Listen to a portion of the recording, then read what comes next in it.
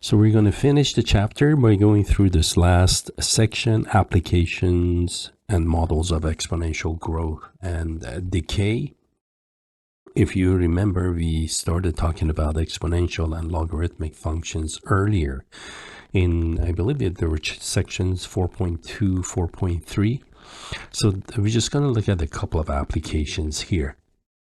One application, the first one would be that of exponential growth and decay functions or models. And the second one has to do with Newton's law of cooling and warming. So let's begin with our first model. That's the exponential growth or decay function. And I have an excerpt from the book here for you. So suppose that we have an initial amount. We indicate that by y sub 0 at t equals 0. The number of, depending on the conditions, then the amount of whatever the substance is y present at any time t is given by this model, which is, if you notice, this is an exponential model where k is a constant here, okay? Now, depending on this constant k, if k is positive, then typically this is called a growth model. So I'm going to put that if k is positive, then we have what we call a growth model.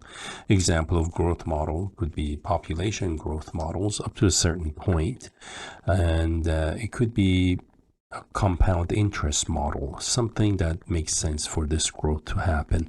Notice that theoretically this growth assumes infinite growth. There is no bound on how large the growth can be, so the model has its limitations. If it doesn't make sense for something to grow forever at an exponential rate. If k is less than 0, then the model is often labeled or referred to as a decay model, such as radioactive decay. We will look at a couple examples of radioactive decay in just a few minutes. So a good example of the growth model here would be carbon dating. So carbon dating, let me give you a little background about carbon dating here. The reason carbon dating is so popular because every living organic material has carbon in it, okay? Even materials, everything I should say on planet Earth has carbon in it. Now, you either have the the radioactive or non-radioactive carbon. If the body is alive, if the living thing is alive, then there is a radioactive carbon, isotope C14. And if it's non-radioactive, usually that means for things that are not living. So in living organic material, the ratio of the number of radioactive carbon isotopes, that's the C14, to the number of non-radioactive carbon isotope, that would be the C12. That ratio is about 1 to 10 to the 12th power. Okay, so this is what I'm talking about, the ratio of carbon 14 to carbon 12. That ratio is approximately about 1 to 10 to the 12th power, which is like 1 trillion times more, in other words. Okay. Now, when organic material dies, its carbon-12 content actually remains fixed. Carbon-12 doesn't change, but the carbon-14 begins to decay. Okay? And in case of carbon-14, the half-life is about 5,700 years, and I will show that in just a few moments here, so you can see how I got that half-life of 5,700 years. I'll show that in just a moment for you. Now, to estimate the age of usually dead organic material, scientists, people use a formula for giving the ratio of C14 to C12 that's present at any time t. So that ratio, actually, the model that they use is the following. The ratio is 1 over 10 to the 12th power, and then e to negative t divided by 8,000 223. That's again specific to carbon 14 and carbon 12. And if you simplify the exponent, you get that ratio is about 1 to 10 to the 12th power. E2, the exponent ends up being negative 0.0001216, which is in most textbooks, including the one that I'm using. Okay. Now, interesting, if you graph this thing, you can see this is a general exponential model, right? I'm trying to graph this thing. E to negative x, it's going to look like that, where this is t in years, 0. And this is going to be the ratio. Okay, so we're plotting the ratio r. So at t0, the ratio is 10 to negative 12. That's where 10 to the 12th power is. And then let's say half that amount is going to be half of 10 to negative 12 power. That half-life occurs at 5,700 years for carbon 14. Okay, remember carbon 12, the non-radioactive isotope, doesn't change. So there we have it. And so let's take a look at, before I actually do these examples for you, let me show you why the half-life is about 5,700 years. That's not difficult to show, actually. So what I want to do for the half-life using the model that we have.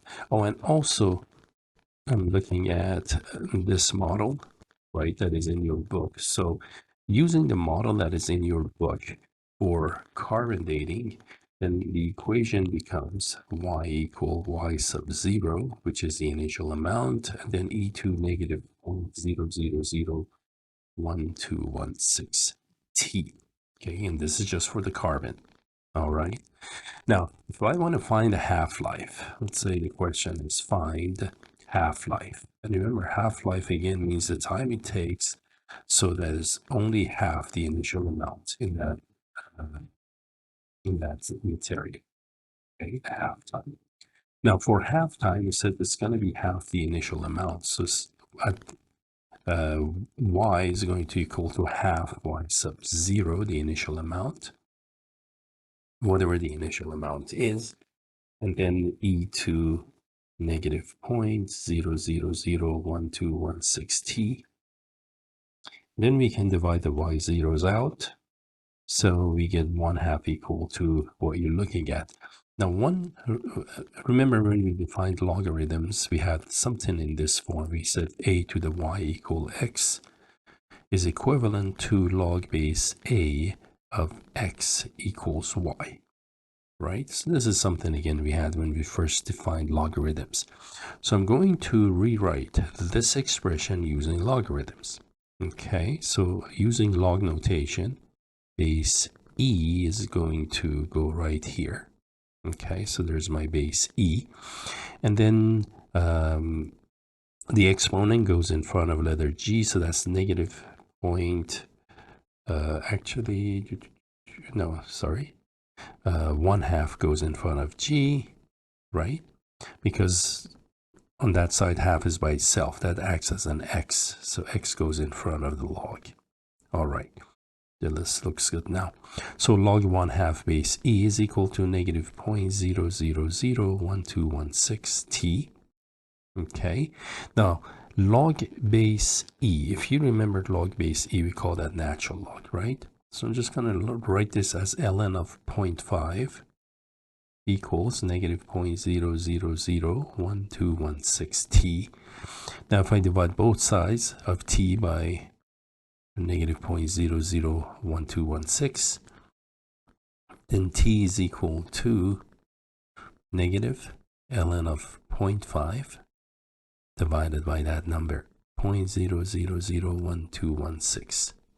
And if you do this ratio using a calculator, you get t to be about rounded to the nearest 100 years. It's going to be 5,700 years. So that's why the half-life I had it at 5,700 years here. Okay.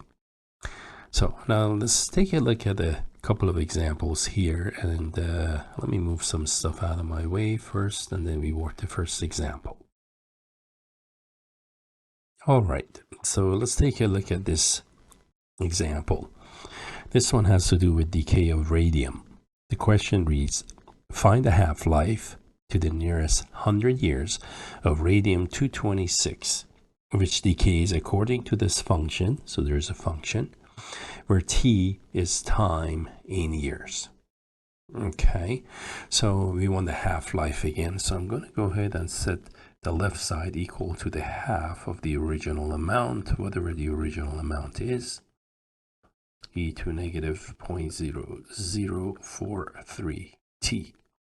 Now divide both sides by a sub 0, and again, just like the one I had earlier, I can rewrite this one using logarithmic expression, right? So I say ln of a half is equal to negative 0.00043 t.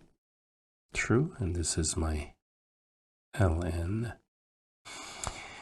And so t is going to be ln of a half, 0.5, divided by negative 0.00043. And again, using a calculator, I got 1612 years. Now to the nearest, let's say 100 years, t is going to be 1600 years. So that's going to be the half-life of that isotope. Okay. Let's take a look at the next one. In this one, we're going to look at, this one has to do with carbon dating. So for this one, it says, suppose an Egyptian mummy is discovered in which the amount of carbon-14 present is only about a third of the amount found in living human beings. How long ago, to the nearest 100 years, did the Egyptian die? Okay, so for this one again, we're looking at the amount today is a third what it used to be, right?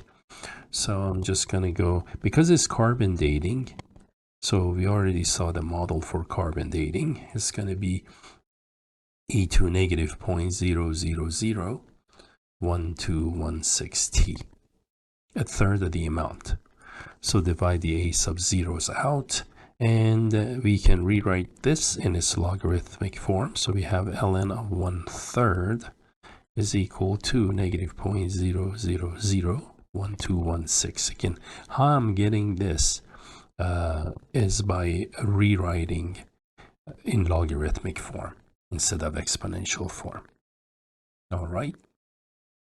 And then divide both sides by the coefficient on t, and t from this ends up being 9,035 years I got it to be, which round to the nearest 100 years is about roughly 9,000 years ago. Okay, and there we have this one. Next application, our last one, we're going to look at Newton's law of cooling or warming. The law says that the rate at which the body cools is proportional to the difference in temperature between the body and the environment around it. The temperature around it is what's called the ambient temperature.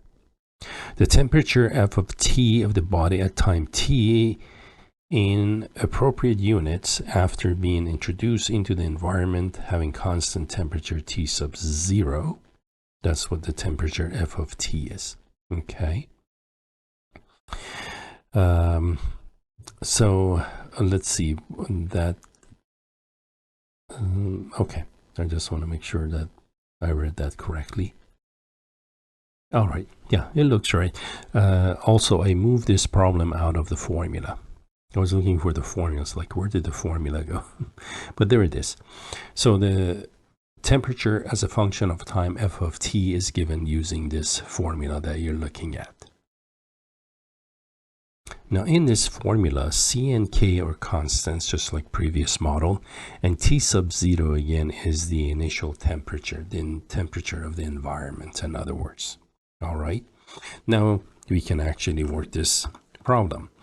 So in this problem, we're told boiling water at 100 degrees Celsius is placed in a freezer at 0 degrees Celsius. So we're given the initial condition of the environment, and I can go ahead and write that at T equals 0, the temperature is 0, right? The initial temperature is 0 degrees Celsius. The temperature of the water is 50 degrees Celsius after 20 minutes. Find the temperature of the water to the nearest hundredths after 96 minutes. And there is a hint here to change minutes to hours, which we're going to do. So the other thing that we have here, I gather, is F at 0. The temperature of the boiling water is 100 degrees Celsius. So we can actually now plug in our known into the function. F at 0 is 0 plus C times e to negative k, and t is 0 at this point. Now e to negative k times 0 is 0, so e to 0, remember, that's 1. True? Therefore, F at 0, which is 100 degrees Celsius, is equal to C, because that's just 0, and e to the exponent is 1, so that gives you the value of C. C is a constant here. Okay, so we can update our formula. F of t is going to be, since t sub 0 is 0 for this exercise, so we just get a very specific function, 100 e to negative kt. Now we do need to determine the value of k here. Okay, and to do that, we are given again another condition here, and that's this one. After 24 minutes, the temperature is measured to be 50 degrees Celsius. Now, after 24 minutes, we need to change that minutes into hours. 24 minutes, you divide it by 60 minutes to an hour for 1 hour, and that gives you 0.4 hour. All right, now we can update our formula. We can say F at 0.4 is equal to 100 e to negative k times t. T is 0.4. Now temperature 24 minutes later, again, we were told that's 50. So we say 50 equal 100 e to negative 0.4 k. Divide both sides by 100. So we get 1/2 is equal to e to negative 0.4 k. And again, rewrite this in logarithmic form. This would be ln of 1/2 is equal to negative 0.4 k, from which we can solve for k. K is going to be ln of half divided by negative 0.4. And this number gave me 1.7329. Again, that's just a constant. There's no units attached to this. Okay, that's going to be some kind of a rate of change, okay, of that substance. And I can update my function now. It was C e to negative kt, but then remember k was 1.7329, and here's t. So this is the actual function that gives you the temperature at any point in time. All right, now we want to know 96 minutes into this, what's the temperature of the water. So 96 minutes, again, we can convert 96 minutes to each hour. There are 60 minutes, so we can cancel minutes, and this will give me 1.6 hour. Okay, so 96 minutes equivalent to 1.6 hours. Now I can do F at 1.6. That's going to be 100 e to negative 1.7329 times t, but then t is 1.6. And e to that exponent, just so you have something if you want to do this and see if you get the same numbers I do. I get 0.0625, and 100 times that gives me 6.25 degrees Celsius. So that's what's the temperature going to be 96 minutes later. It's going to be almost, notice how it's approaching freezing temperature, right? And there you have it. So, rather short lecture. This one is probably one of the shortest ones I've had. But we were able to just give you a couple of instances of applications involving exponential growth and decay. So we worked at the exponential growth model for carbon dating, and we looked at Newton's law of cooling. All right, that's all for this for now. So thank you for watching.